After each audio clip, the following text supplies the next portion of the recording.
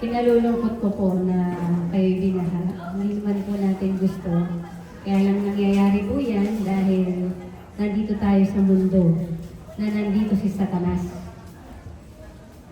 Lahat ng pwede niyang gawin para tayo ay tumaon, gagawin niya. Pero praise the Lord dahil nandito pa rin kayo. Kaya paggabi wala po kayo, no? Wala, kasi may sabi mo na. Wala daw. Pero nandito kayo.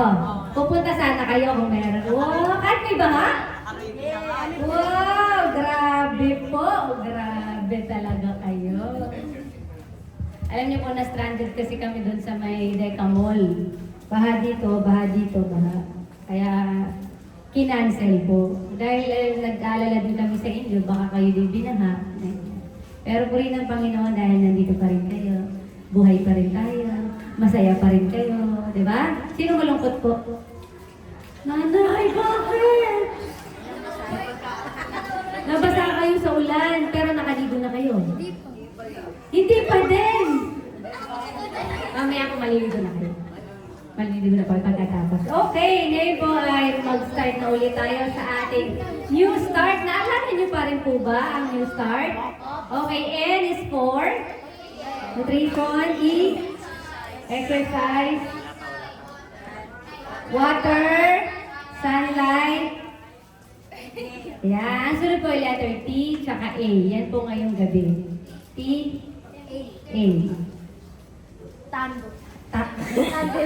Tandem. Ano kaya yung T? Temperance. Ano kaya yung A?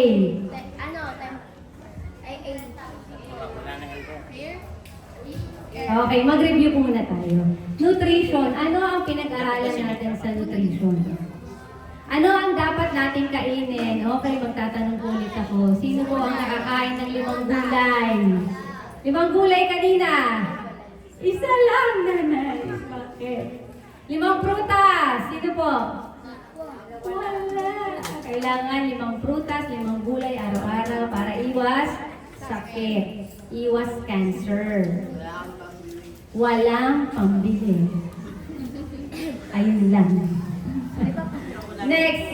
Letter E. Ano po yung E? Exercise. Ano yung pinaka-the best na exercise? Walking. Ayan. Paglalakad. Sino naglakad po kanina? Yan. Check. Sa nutrition, X tayo. Sa exercise, check. Panay-exercise kayo ah. Okay na. Okay na.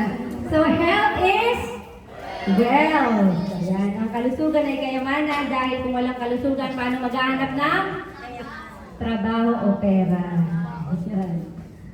Okay, yan yung new start. Sinabi na natin kanina, nutrition, exercise, water, sunlight. Ngayon ay temperance at air. Bukas po, rest at trust in God. So, nutrition. Yan. Kanina, 5 prutas, 5 gulay. Kung hindi po kayo makakain ng 5 prutas at 5 gulay, meron pong alternative. Food supplements. Narinig niyo na po ba yan?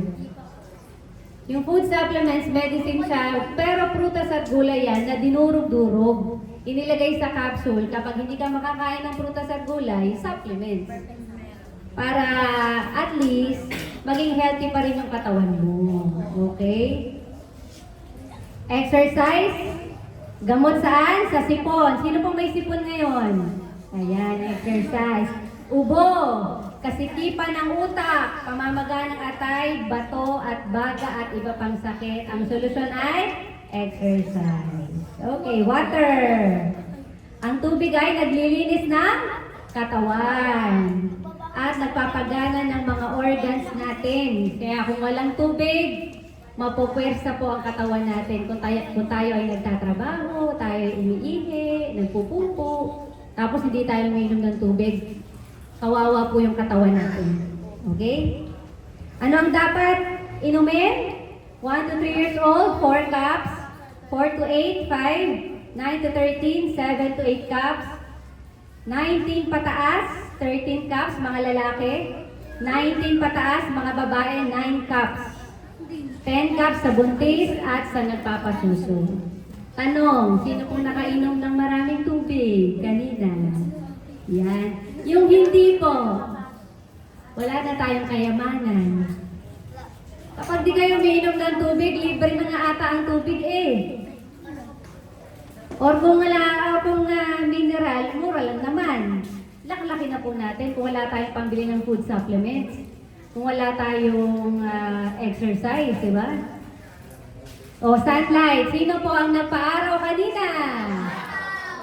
Wala pa rin? Wala pa rin araw. So, sino nag-vitamin D? Meron bang uminom ng vitamin D sa inyo? Wala. Yan, si nanay. Very good. So, ang sikat ng araw ay gamot sa buto-buto. Kung masakit ang buto ng nanay at tatay natin, kuya at ate, anong gagawin? Ibilad sa araw. Pag depress, anong gagawin? Ibilad sa araw. Kapag magagalitin, anong gagawin? Ibilad sa araw. Pag may sakit, ibilad sa araw. Sunlight. Anong oras dapat? 10 to 3 p.m., 5 to 30 minutes. Ngayon, dito na po tayo sa temperance. Okay. Ano ang temperance? Ang pagtitimpi ay nangangahulugan ng pagpipigil sa sarili. Pagpipigil ng pag-iisip sa labis na bagay na katapangan at paghahangad. So, pipigilan niyo yung hinahangad natin. Okay? Kahit matapang ka pa, kung hindi naman tama, pipigilan din. Diba? Pigilan ng sarili, ito ang tanong. Ang tanong pa pakibasa? Ang tanong, anong tanong? Bakit napakahirap manatiling sa magagandang gawin? Kasalanan ba ang katakawan? Ha? Okay. Pagkain ng junk food, pagmimerienda, pagkain sa gabi, pagiging matakaw, panonood ng TV, paninigrilyo at iba pa. Kasalanan din ba yan? Tingnan po natin sa Proverbs 25:28. Okay. Tandaan niyo po yung talata. Ang sabi, ang taong walang pagpipigil sa sarili ay madaling bumagsak, gaya ng isang bayan na walang pader. Pag hindi po tayo marunong magpigil, babagsak po tayo. Madali tayong babagsak. Ang tanong, napigilan niyo na po ba ang pagkain ng baboy? Sino po nakapigil na? Yan, si nanay. Yan, ate dito. Mga tatay, napigilan niyo na ba? Ang pagkain ng baboy? Bakit? Kasi ito ay hindi pagkain. Ito ay marumi, sabi sa Bible, Leviticus 11:7. Hindi ito dapat kainin. Pero sabi ng iba, masarap yan eh. Masarap kaya yung pork chop? Ang tanong, tutuksuhin ba tayo ni Satanas sa hindi masarap? Hindi. Hindi ka matutukso nun. Si Satanas, tutuksuhin tayo sa masarap. Para tayo ay matukso. Dahil alam ni Satan, bawal kumain ng baboy ang mga tao, kaya si Satan, tutuksuhin ka sa masarap na pork chop. Para magkasakit ka. Ano pa? Sa Leviticus 11:9-12, ano yung isda na pwede natin kainin? May palikpik at may kaliske. So, hindi pwede ang hipon. Hindi pwede ang puset. Ano pa? Tahong. Ano pa? Crab. Bakit? Kasi ito daw ay hindi pagkain. Ito daw ay marumi. Sino na nakapagpigil? Meron na po sa inyo nakapagpigil, hindi kinain. Yung nasa harap mo yung hipon. Sarap pa naman ito. Pero pinigilan nyo. Yan. Noon ako ay kumakain ng hipon nung bata ako. Ang sarap eh, favorite ko yun eh. Nung nalaman ko, nung nagkaedad ako, sabi pala sa Bible, bawal pala kumain. Napigilan ko na. Kasi kasama pala sa healthy living ang temperance. Pagpipigil. Okay?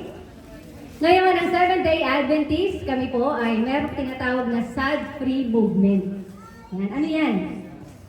Tinutulungan po namin ang bawat tao na umiwas o wag na manigarilyo, S, smoking, uminom ng alak, A, at D, mag-droga. Drugs. Okay? Bakit? Ang dami na po nating naririnig na health lecture tungkol dito. Ang tanong, sinusunod ba natin? Okay? Bakit ba bawal ang paninigarilyo? Kasi nga po, nakasulat doon sa box, warning! Cigarettes are addictive. Nakaka-addict. Ubos ang pera mo. Wala nang kayamanan. Health is wealth nga eh. Ano pa? Cigarettes cause fatal lung disease. So, sakit sa baga ang ating makukuha kapag tayo ay nanigarilyo. Ano pa? Cigarettes cause cancer. At smoking can kill you. Nakakamatay. Pero bakit nasa box siya? Oh, bilhin na kayo ng sigarilyo. Ito, nakakamatay ito. Bilhin kayo sigarilyo. Ito, magkaka-cancer ka. Ganda ng promotion, ha? Parang hindi mo lang kung bibili ba eh. Kasi 7 million taon-taon ang namamatay. Kung gusto nating mapasama, ubusin natin ang pera sa sigarilyo, magka-cancer tayo, patay tayo. Yan. Kaya pala. Ano pa? Alcohol. Yeah, tagay, tropa! Woo! Makakawala ka problema mo dito! Tatay ko. Tatay daw. Pagkagising, ang problema nandun o wala na? Nandun pa din. Akala ko'y wala na. Nadagdagan pa. Nagalit ang misis, nagalit ang mga anak, nagalit ang kapitbahay. Nanghingi ng pera, nadagdagan ang problema. Hindi totoong nakakawala ng problema ang alcohol. Okay? Ang alak ay, ano po? Magkakaroon ka ng problema sa kalusugan. Kung gusto mo ding magka-cancer, madali lang. Alak! Bilhin siyang alak! Red Horse! Ano ba? San Miguel! Gusto niyo magka-cancer? Tagay! Yan tayo eh. At, huli po ay, drugs. Tingnan niyo po yung before and after. Tingnan niyo po yung katabi niyo. Yan. Yan. Ano po sila? Before o after? Ano? Ano? Before and after, nakita niyo. Tingnan niyo ulit yung katabi niyo.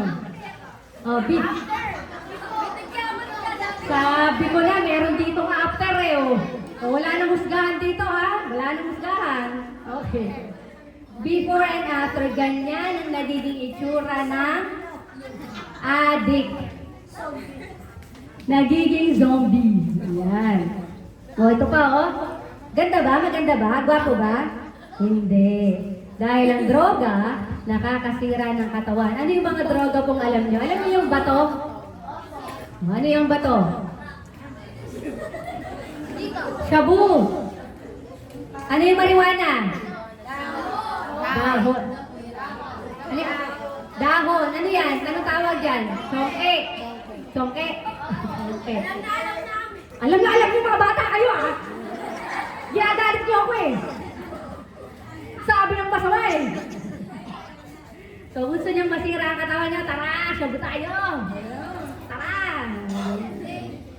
Pero sabi po sa 1 Peter 5:8, ang sabi ng Panginoon, maging handa kayo at magbantay.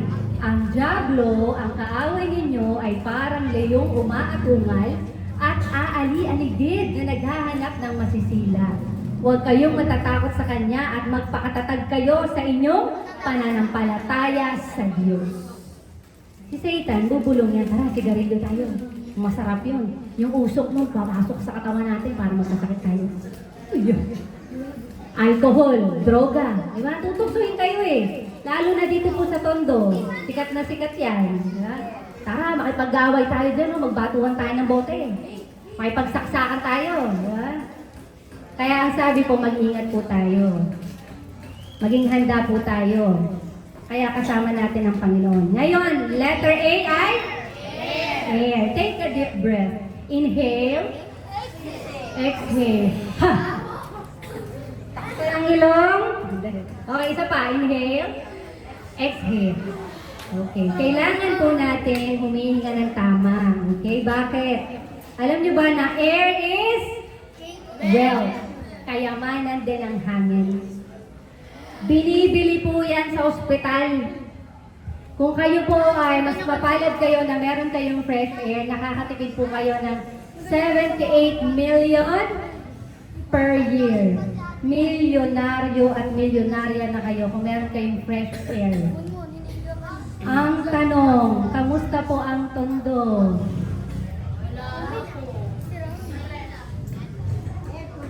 Air pollution. Mga kapatid, mga kaibigan, hinihikayat ko po kayo, kung itong lugar ninyo ay walang fresh air, tara sa bundok. Yan. Hanap po kayo ng lugar na pwede niyong malipatan na doon may fresh air kasi makakatulong yun sa katawan ninyo. Okay? Anong nagagawa ng maduming hangin? Maraming pamilya ang nagdurusa sa namamagang lalamunan, mga sakit sa baga at reklamo sa atay. Uso po ba pneumonia? Nakakamatay? Nakakamatay. Dahil po yan sa hangin. So, paano magkakaroon ng pure air? Una, iwasan ng sasakyan na mausok. Ang dami pong sasakyan dito. Kaya takpan niyo po or mag-face mask po kayo. Kasi marami talaga dito sa Tondong sasakyan na mausok. Tamang pagtapon ng basura. Kamusta po yung mga basura natin nung binaha tayo? Nagsilutan ba? Opo. Pati yung timba. Sinisisi natin ang presidente dahil baha. Pero hindi natin alam, tayo pala ang may kasalanan dahil yung basura natin, hindi natin tinatapon sa tamang basurahan o lalagyan. Kaya nagkakabaha. Wala na nga tayong puno eh. Wala na nga tayong puno na magkokontrol ng baha. Pati ba naman yung basura natin? Ini-stack pa natin, kaya binabaha tayo. Pangatlo, pagkakaroon ng halaman at puno, yun, kailangan natin. Nakaka-produce po yan ng fresh air. So, pwede kayong magtanim sa bahay ninyo kahit po sa paso lang. Okay? Sa loob ng bahay, pwede din. Meron pong nabubuhay na halaman sa loob ng bahay. At maglinis po ng paligid. Kamusta po ang Tondo? Madumi. So kung kayo po ay may pagkakataon, linisin niyo po dahil para rin yan sa inyo. Sabi po sa Genesis 2:7, at nilalang ng Panginoong Diyos ang tao sa alabok ng lupa at hiningahan ang kanyang mga butas ng ilong ng hininga ng buhay. At ang tao ay naging kaluluwang may buhay. So, ang pinaka-importanting hangin ay ano? Ang hininga ng buhay na ibinigay sa atin ng Panginoon. Ang tanong, pinapahalagahan ba natin? Nagpapasalamat po ba tayo nung humihinga tayo pagising natin sa umaga? Yung pagising natin, Lord, thank you po, buhay pa ako. Thank you po, humihinga pa ako. Thank you po, nakakalanghap pa ako ng fresh air. Thank you po, nakakakain pa ako. Pinapasalamatan ba natin ang Panginoon? Ngayon, sabi po sa John 14:21, ang tumatanggap sa mga utos ko at tumutupad nito ang siyang umiibig sa akin. So kung mahal po natin ang Panginoon, anong gagawin natin? Nutrition, exercise, water, sunlight, temperance, air. At bukas po ay rest and trust in God. Purihin po ang Panginoon. Thank you so much sa inyong pakikinig. Meron po ba kayong tanong? Wala po kayong tanong? Tanong sa ating health lecture. Wala po. Doon po kayo, tanong kay Pastor. Meron kayong tanong sa mga... Wala po.